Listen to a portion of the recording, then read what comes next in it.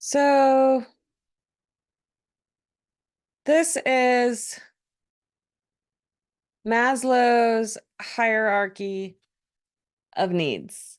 And what is there at the bottom that was kind of probably hard for you to see is physiological needs: air, food, water, shelter, clothing, sleep.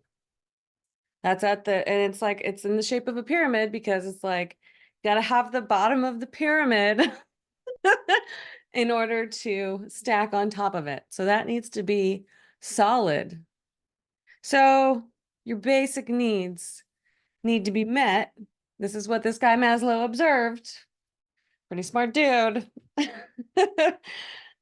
Was that your physiological needs need to be met before, you can properly address the safety and security needs, and then the love and belonging needs, and then the self-esteem needs, and then the self-actualization.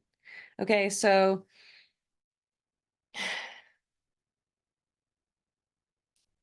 physiological needs are on the bottom, basic needs, right?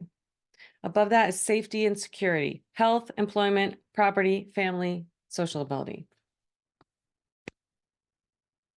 And the way that I see it, the way that I've seen it play out in my own life, is that it is really hard to improve one's situation, whether that be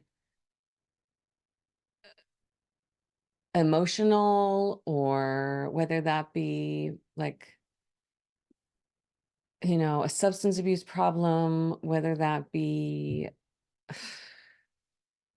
just like patterns of self-harming behaviors, whatever it is, it's hard to get your shit together if you don't address your absolute basic needs first. If those aren't met, it's like, how can you really focus on really much of anything else? Because you're going to be in survival mode, right? So, and then above that was safety. And what I have observed through my experiences with myself and with other people in my life who have problems, just problems, which is just about everybody, um, is that if there is a lack of safety in any arena, in any aspect of their life, it's hard. It's hard for them to really get those other levels of the pyramid, up from safety and security is love and belonging. Above love and belonging is self-esteem. And above self-esteem is self-actualization. So, it's one of the big goals of this program for me is to really help everyone who chooses to engage with it and to take on the process, to get them to be up in that purple tip top of the pyramid, you know, morality, creativity, spontaneity, acceptance, and experiencing purpose, meaning, and inner potential. That is my ultimate goal, is to get every single individual person who decides to join this program and do the work, or even those who don't want to do the work. Like, I just really want the best for everyone. And to me, that means,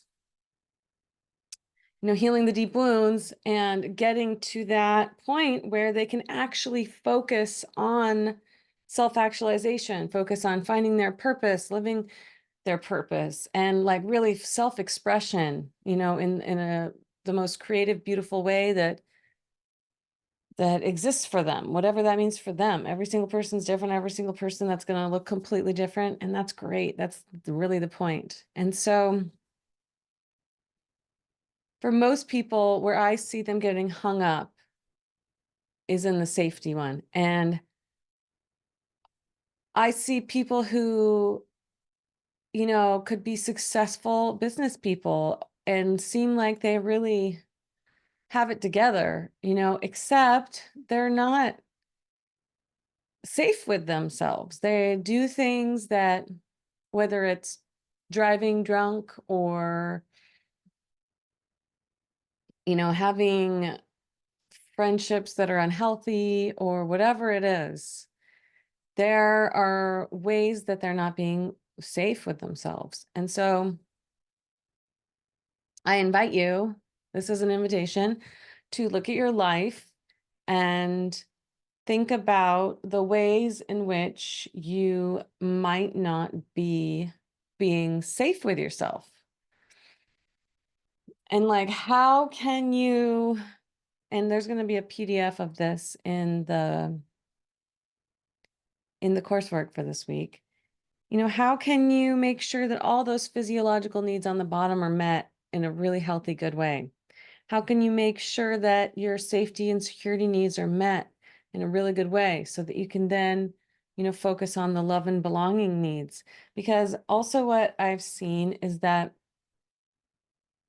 because people are a little distracted by not having all their needs met in the lower portions of the pyramid, their their romantic relationships might not be super healthy for them, but they stay in them anyways because it's just like it feels like a comfort zone, or it feels safe even though it's not, just because it's familiar. And so, I feel like in addressing any sort of major life problem, any sort of thing that's really holding us back from being healthy and fully expressing our truest, most divine self, making sure that you're you're safe in every aspect of your life is really essential. And I'm not telling you to go out and quit your job because your boss is a jerk, but what I am suggesting is that look at your life with a critical eye and see which areas you could make more safe for yourself and think about how you can do that. If you do have an unsafe work environment, there's often a um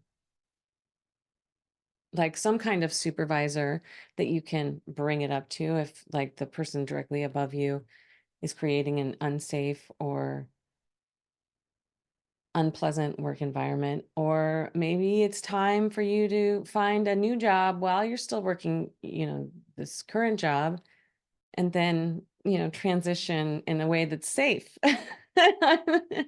Or if it's a relationship, maybe rather than bail on the relationship because it's not safe, you try to go to couples therapy or something along those lines. And a lot of time I see people very unsafe with themselves. And so that takes a little bit of like self-awareness and making the choice to critically look at your own self and your own actions towards yourself. Am I making choices that are unsafe for me? Am I treating myself in a way that's unsafe? Or am I treating myself like I'm a precious little baby? Because that's what we're going for here, is taking care of ourselves like we're precious little babies, okay? And that doesn't mean like not being an adult. That's not what I mean. But treating yourself like you're precious and figuring out a way to get your needs met in a way that feels good to you and feels safe. So I have planted that seed, and it's now up to you to water it and see if it grows.